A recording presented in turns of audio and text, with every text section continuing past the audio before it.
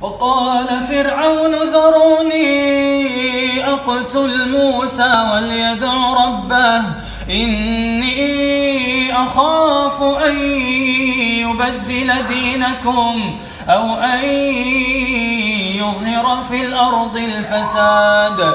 وقال موسى إني عذت بربي وربكم من كل متكبر لا يؤمن بيوم الحساب. وقال رجل مؤمن من آل فرعون يكتم إيمانه أتقتلون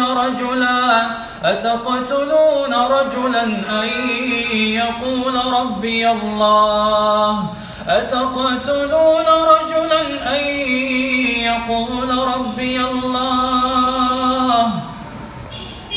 الله عليك.